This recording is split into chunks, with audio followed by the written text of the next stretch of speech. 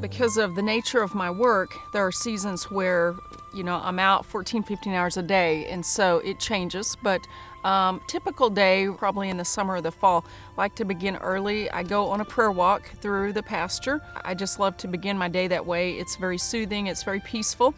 And occasionally I'll come across a deer or a skunk or a snake. Fortunately, my dogs guide me, and so they kind of scare off any little critters along the way. Depending on if it's a school day or how early they need to be at school, then the kids will join me.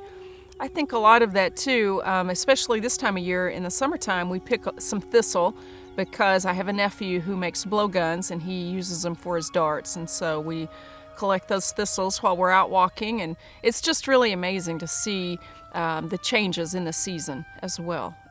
The kids really like to pay attention to that, and my husband's a great teacher as well. Once we go on that prayer walk, though, the day begins, and it's pretty quick paced. We have lots of activities. I'm very active in my house district, so I have a lot of meetings, I have a lot of emails, and I spend a lot of time on the phone. Multitasking gets very challenging at times because in between all those events, then I'm helping at the schools and doing things with my children, and I serve in a lot of volunteer roles as well. Both my husband and I do, so it's challenging, but the good thing is in the evening, once we make it home, we're definitely tired.